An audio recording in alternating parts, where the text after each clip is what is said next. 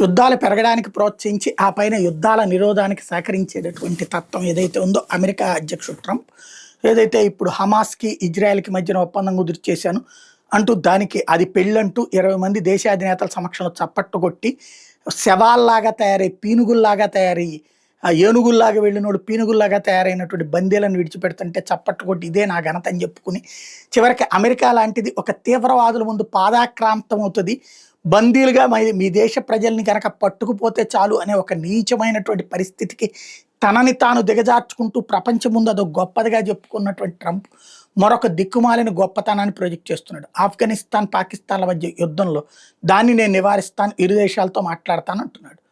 ఆఫ్ఘనిస్తాన్తో మాట్లాడడానికే ముఖ్యం, పాకిస్తాన్తో మాట్లాడేదే ఉంది. నువ్వు చెయ్యి అంటే చేస్తే చెయ్యొద్దంటే చెయ్యదు. అక్కడ ఆఫ్ఘనిస్తాన్ని కన్విన్స్ చేయాలి. ఆఫ్ఘనిస్తాన్లో నిధులు కుప్పలు తెప్పలు అమెరికాలో చిక్కుకుపోయినాయి, అమెరికన్ బ్యాంకుల్లో చిక్కుకుపోయినాయి. ఆ డబ్బులు వెనక పంపించమని అడుగుతున్నది ఆఫ్ఘనిస్తాన్. ఇప్పుడు ఈ వంకతో ఆఫ్ఘనిస్తాన్ అది వెనక్కి తీసుకుంటుందా చూడాలి.